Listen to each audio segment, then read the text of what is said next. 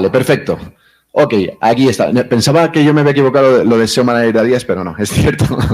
Es cierto. Alejo, pues nada, un placer tenerte con nosotros y nada, os dejo con Alejo con esta presentación que va a estar bastante interesante. Todo vuestro, bueno, todo tuyo, Alejo. Un fuerte aplauso para ti. Muchas gracias, Antonio. Un gusto estar acá. Lamentablemente, como lo dijiste, no pude estar presencialmente, me hubiera encantado, pero bueno, la idea es compartir un poquito de lo que vengo a contar hoy. Para empezar, pues para quienes no me conocen, mi nombre es Alejandro Moñino. Como le decía Antonio, trabajo para Adidas como SEO Manager para Latinoamérica y he trabajado para algunas de estas marcas que se ven ahí en temas, obviamente, de SEO y también de contenidos digitales. Eh, Aquí pongo que soy conocedor de la farándula colombiana de los 90, por no decir que soy experto, y soy un nostálgico de la escritura en revistas de entretenimiento. Ese fue mi primer trabajo. Y este dato es relevante porque tiene que ver con el personaje que nos va a acompañar a lo largo de esta presentación que titulé La anatomía de un e-commerce. No pongas tu SEO en manos del rey. Digamos que la idea un poco de esta presentación es contarles esos aspectos que yo creo que son súper importantes cuando hablamos de SEO en un e-commerce.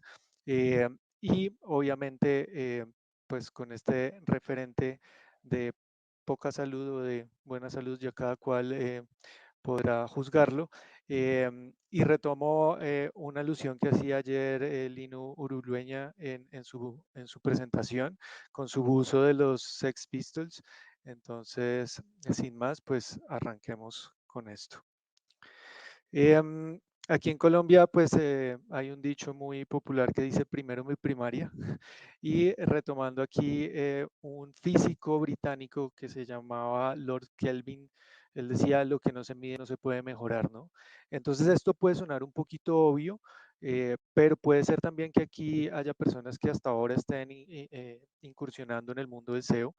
Entonces, me parece que lo más importante para tener en cuenta siempre es que en un contexto digital, no solo en SEO, sino en todas las acciones digitales que hacemos, estemos midiendo.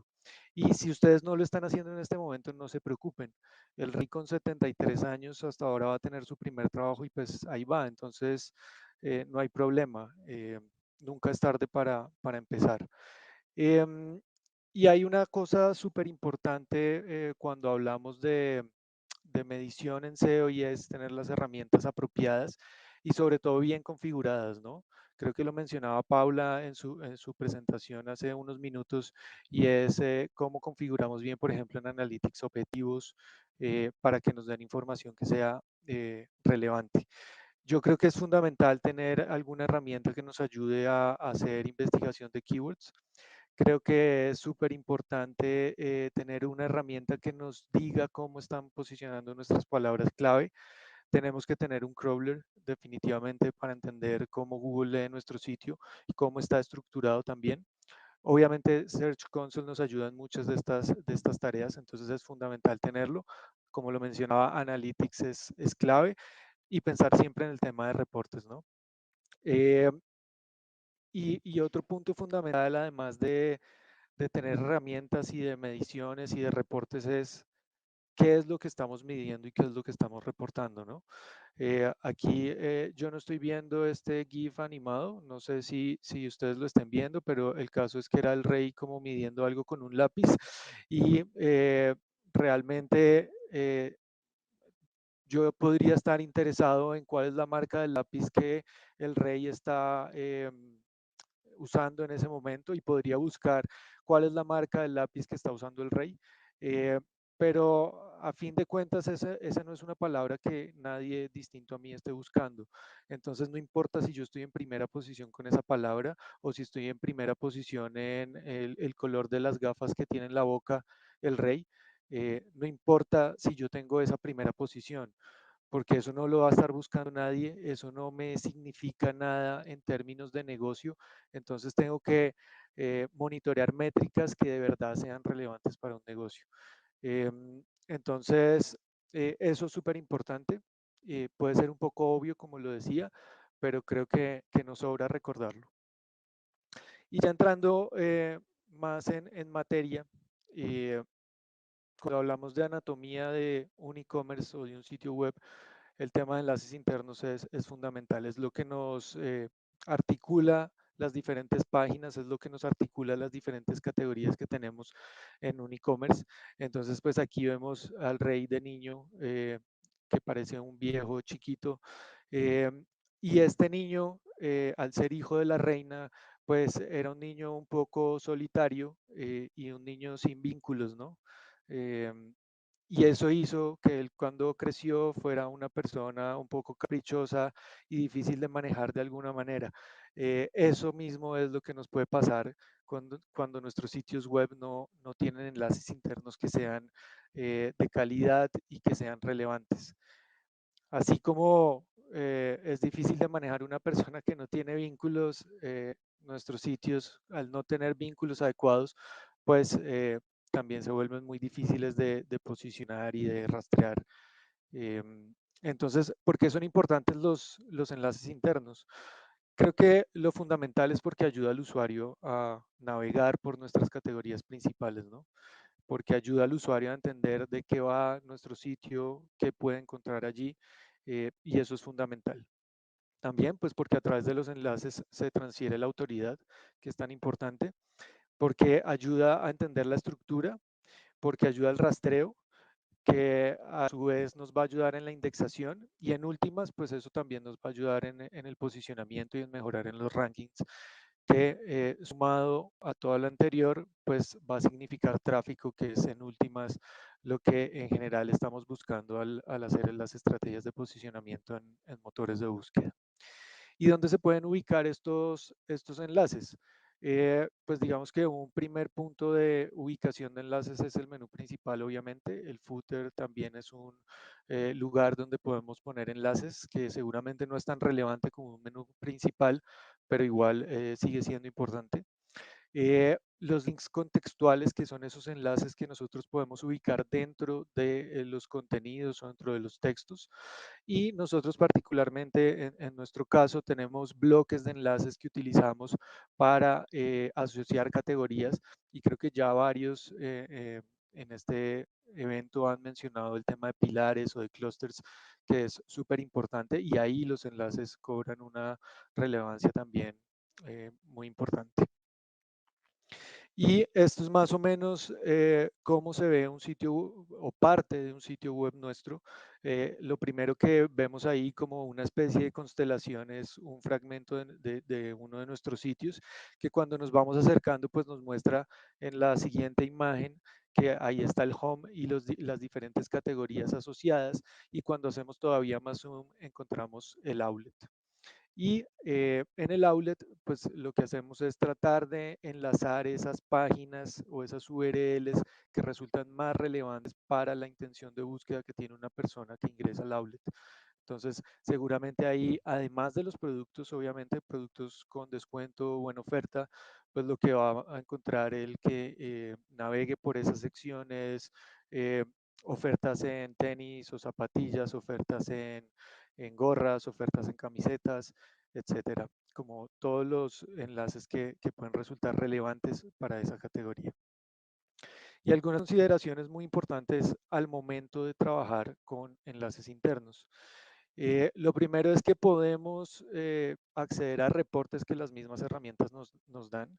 Ahí tomé una imagen del blog de SEMrush, porque SEMrush tiene un reporte de enlaces internos que nos puede dar muchas pistas de cómo se están comportando nuestros enlaces, nos puede dar pistas de qué enlaces rotos podemos tener. Entonces, a través de esos informes que nos dan las herramientas, podemos trabajar como en la salud del enlazado interno. Eh, por supuesto, al momento ya de implementar enlaces, tenemos que identificar nuestras categorías principales y esto creo que tiene que ver con volúmenes de búsqueda, que es lo que más tráfico potencial nos puede traer y de qué manera estamos enlazando eso. Y eso me lleva al siguiente punto y es la profundidad también.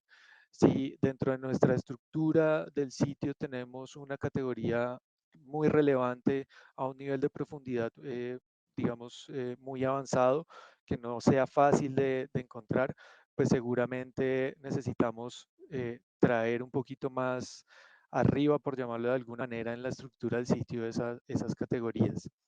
Como le mencionaba anteriormente, agrupar en clústeres o pilares ayuda muchísimo a contextualizar las temáticas, a transferir autoridad, a mejorar el posicionamiento, por supuesto.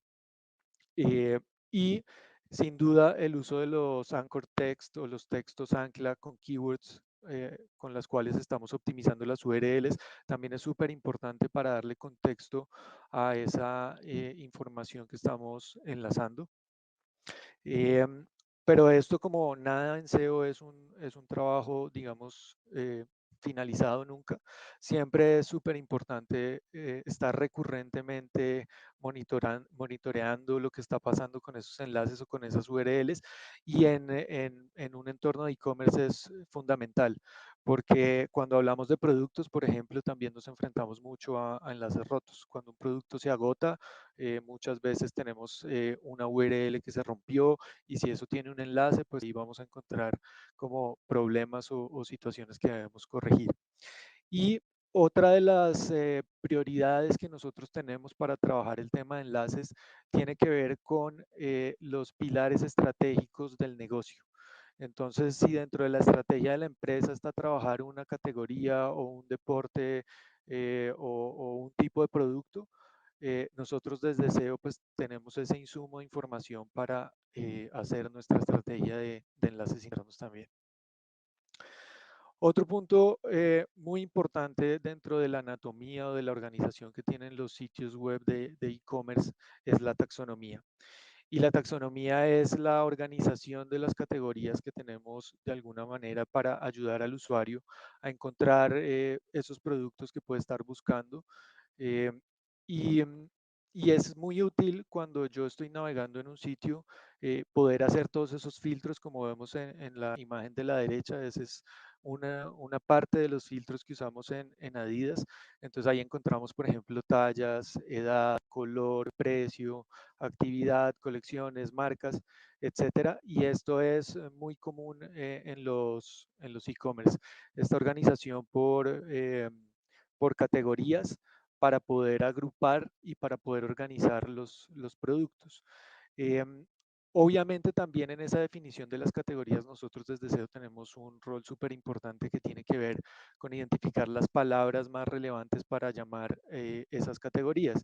¿Y eso por qué? Porque esas categorías posteriormente se convierten en las rutas de las URLs o en los slogs de las URLs, y asimismo también empiezan a aparecer en las migas de pan. Entonces, usar palabras clave relevantes desde la configuración de las categorías y de la taxonomía en general es muy importante. Otro punto es cómo estamos organizando las categorías dentro de nuestra taxonomía.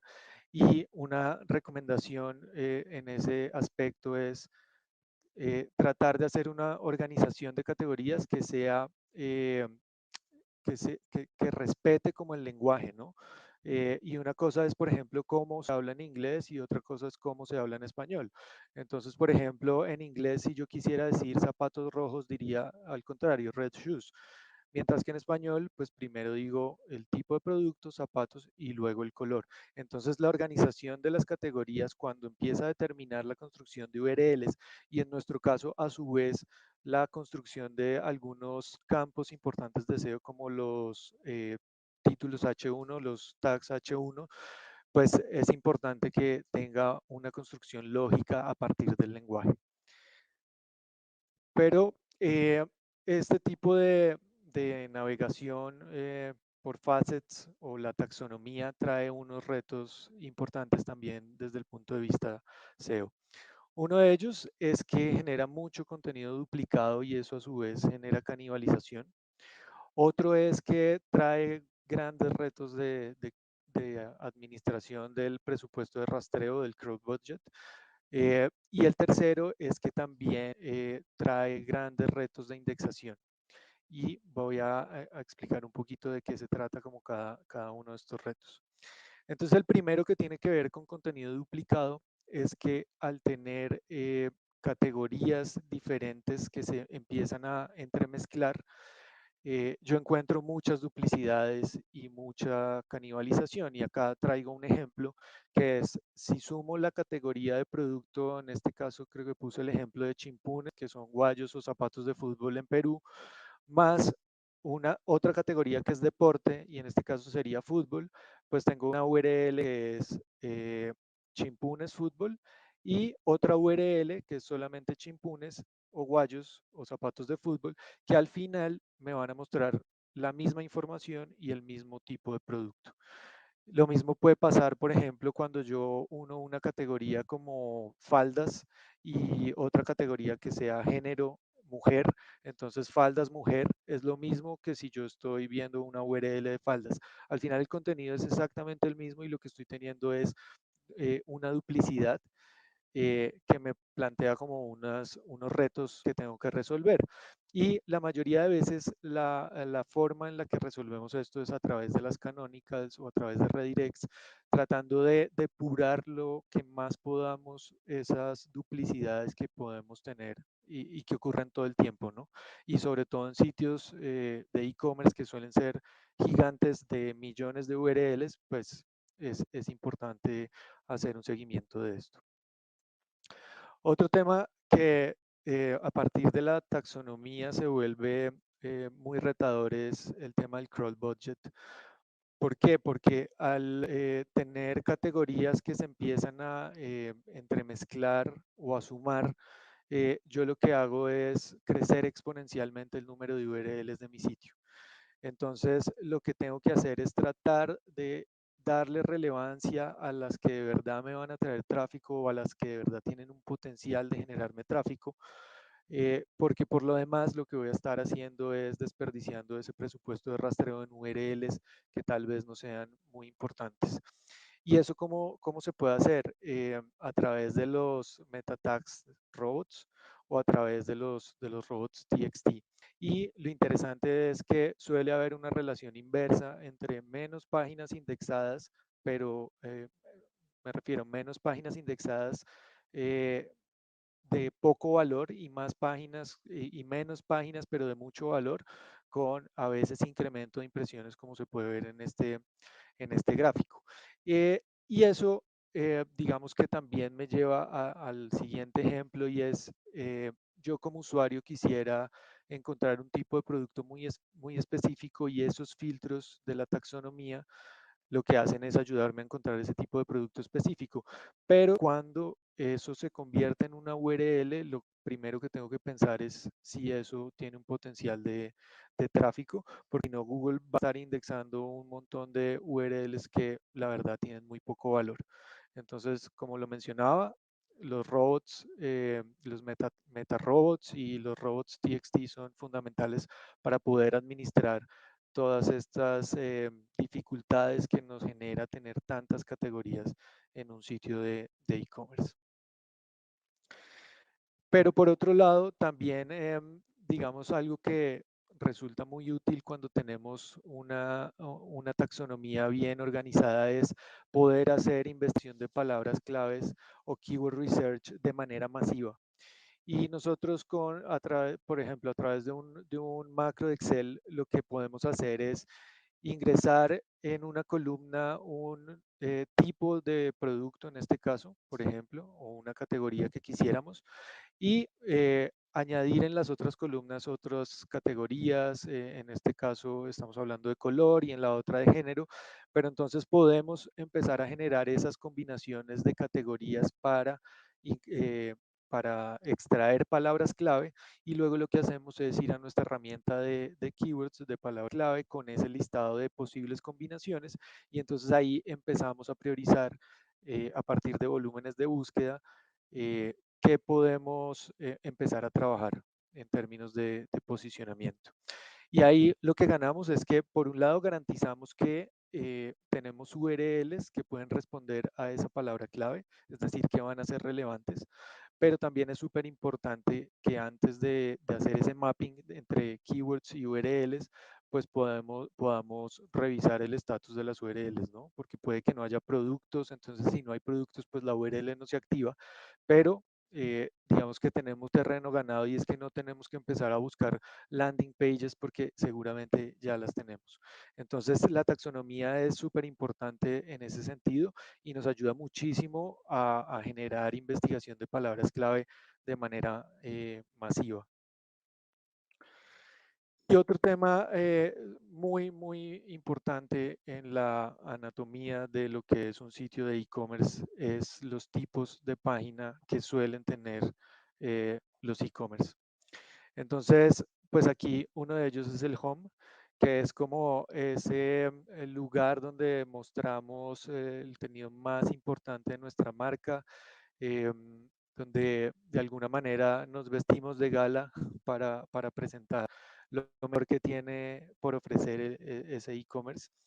También podemos hablar de páginas de categoría o PLPs, que en este caso son Product Listing Pages, que son los catálogos donde se agrupan las categorías y los productos de las categorías, que es como esa ropa de calle, que es donde buscamos buena parte del tráfico.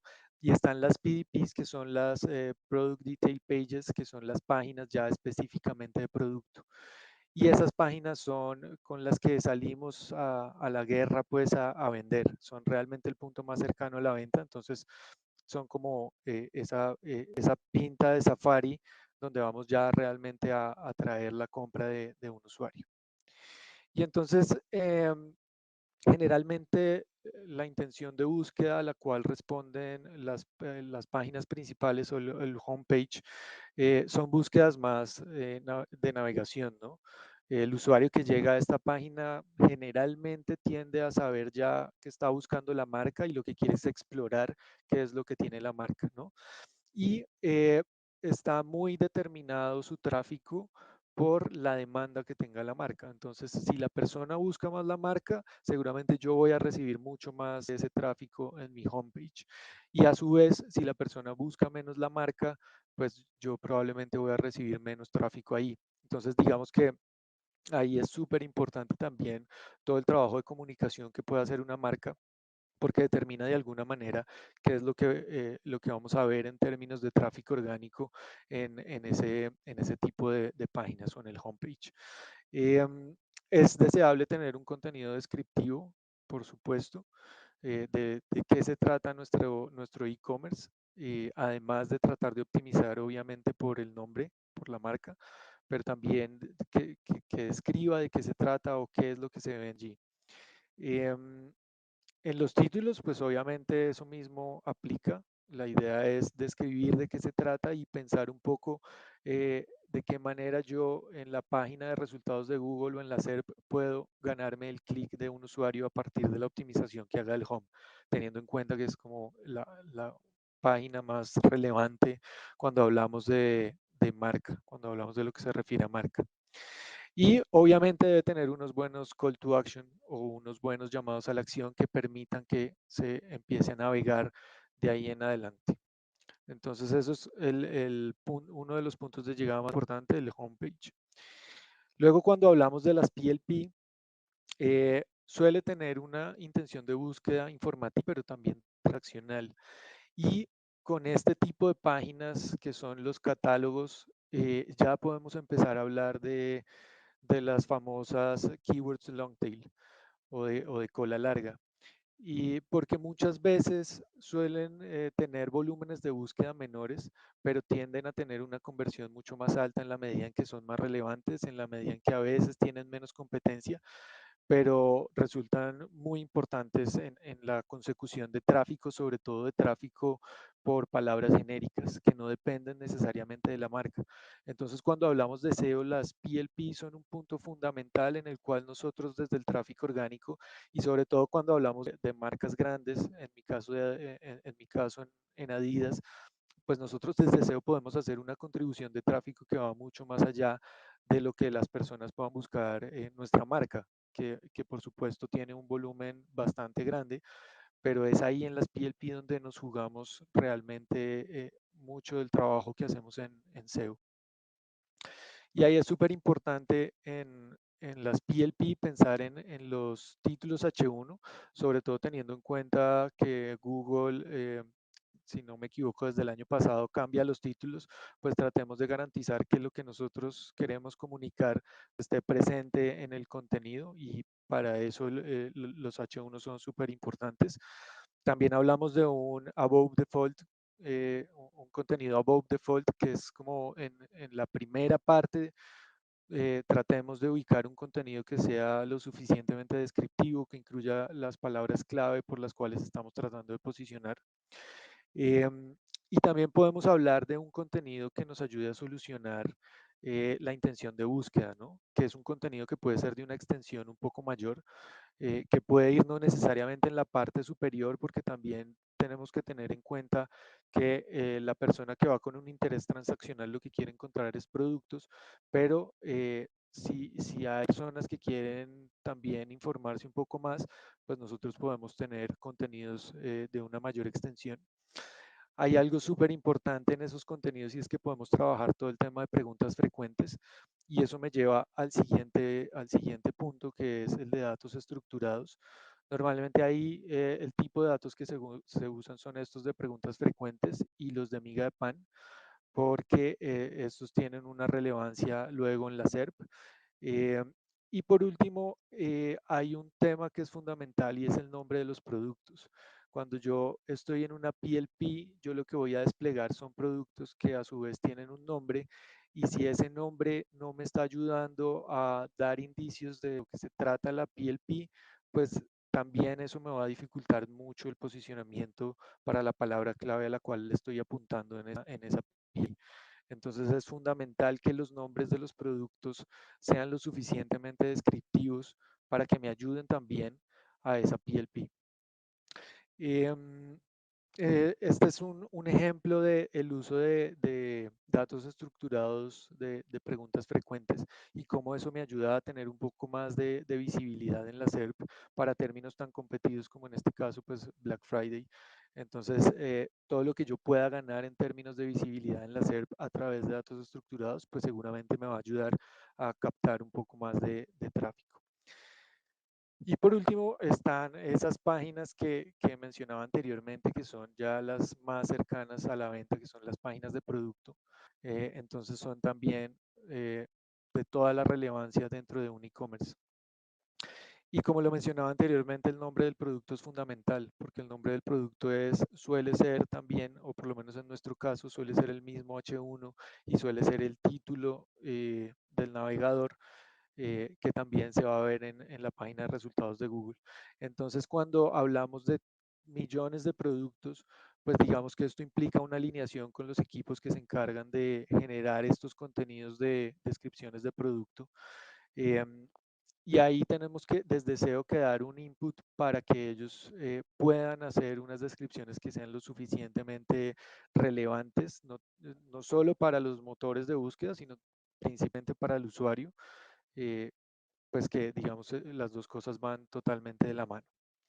Otro tema que funciona muy bien en las páginas de producto y de nuevo, y acá me remito a lo que mencionaba Álvaro Peña y es que también cada vez SEO tiene mucho más que ver con la experiencia de usuario.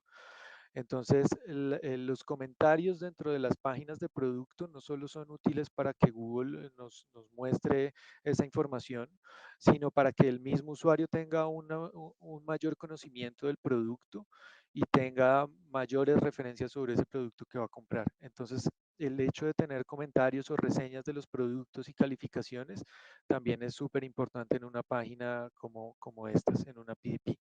Eh, Imágenes llamativas con muy buenos tal text.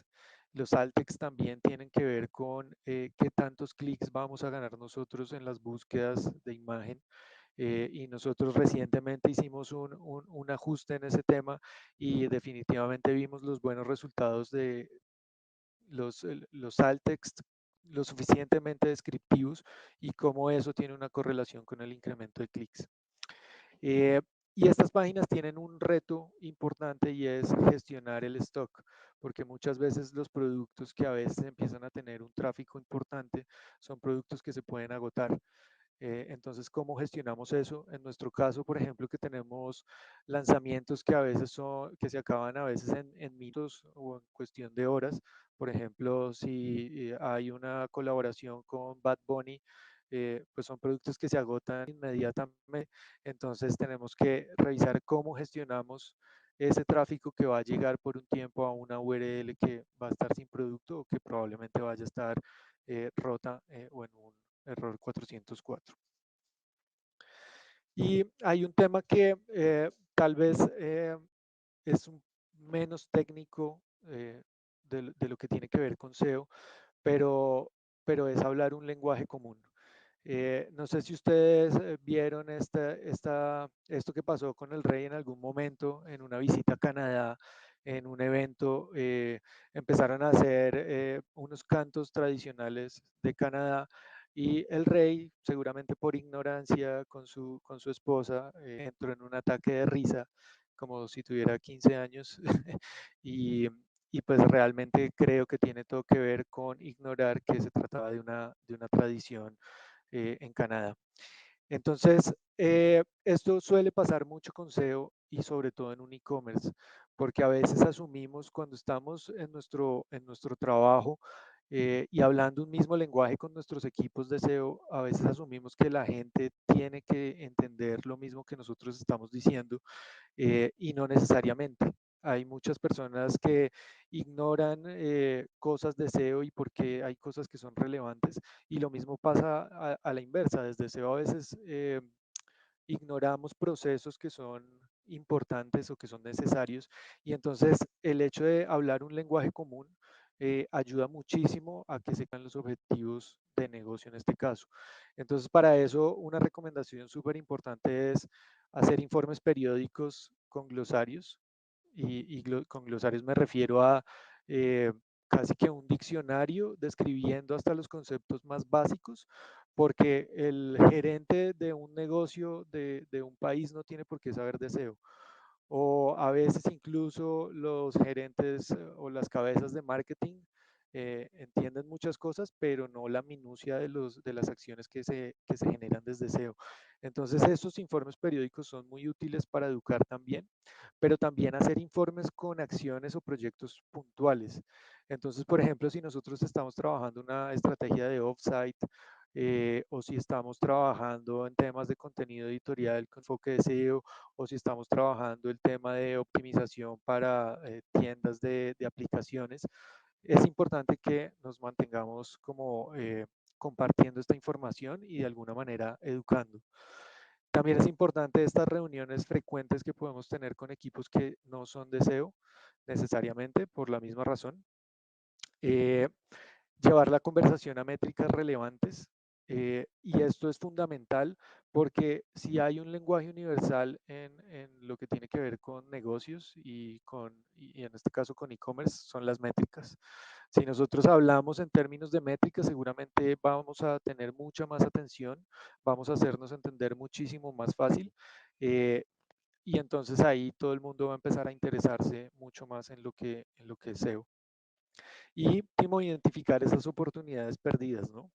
Muchas veces, y yo creo que nos pasa a la mayoría de los que trabajamos en SEO, es que hacemos una sugerencia, tal vez no llega a implementarse, y entonces el hecho de identificar las oportunidades que perdimos por no haber implementado cierto ajuste o cierta optimización de SEO, también es algo que resulta muy importante para que todos empecemos a hablar un lenguaje común y empecemos a alinear muchísimo frente a los objetivos, ¿no? Y esto me lleva a una pregunta que he visto recientemente y que puede ser un poquito polémica, y es si el revenue o los ingresos deben ser una métrica de SEO. Y en lo personal creo que no. Y creo que no porque, pues sobre todo cuando hablamos de un e-commerce grande en el cual están involucrados muchos equipos, creo que SEO tiene un rol muy específico, tiene que ver con el tráfico orgánico. Y ya lo que pase adentro en términos de conversión dentro del sitio, pues empieza a impactar muchísimos equipos. Aquí, bueno, este era otro GIF animado del Rey esquivando a un hombre que lo quería saludar. Y entonces aquí el mensaje es: no dejemos con la mano estirada a nadie. Si bien nosotros como SEO no tenemos una incidencia del todo directa con los ingresos, porque entran muchísimos componentes a jugar luego de que el tráfico llega a un sitio web. Pues como dueños de un canal sí tenemos que dar toda la información posible para que, si la conversión no se está dando, pues se pueda dar, ¿no? Entonces nosotros desde SEO lo que hacemos es llevar un tráfico, garantizar una cierta visibilidad, pero entonces, ¿qué pasa si ese tráfico que yo estoy llevando aterriza en productos que no son buenos? ¿O qué pasa si cuando llegó el tráfico y querían pagar, los métodos de pago por alguna razón estaban fallando? ¿O qué pasa si ya dentro de la estructura del negocio los precios no son del todo competitivos? Pues digamos que esos son aspectos que se salen de las manos del equipo de SEO en particular, pero que al final nosotros como dueños de un canal sí tenemos que empezar a generar la conversación de cómo podemos hacer que nuestro canal sea más relevante en términos de revenue o de ingresos. Eh, y entonces ahí es fundamental que el trabajo de SEO sea un trabajo de equipo. Y creo que cada vez más no podemos decir que los resultados del canal orgánico sean netamente por el trabajo que hace el equipo de SEO, sino que hay un montón de equipos involucrados y de un ecosistema completo de lo que es un e-commerce, que al final incide en que el canal orgánico funcione o no, desde los equipos de marca, desde los equipos de paid media, desde los equipos de operaciones, en fin, hay mil cosas que inciden en que SEO funcione o no como canal. Pero está en nosotros tener también como esa información a la mano para poder generar las conversaciones que se tienen que dar cuando hay algún indicador que tal vez no esté funcionando como quisiéramos. Eh, con eso concluyo. Esto era lo que les quería comentar hoy. Y bueno, muchas gracias. No sé si haya alguna pregunta.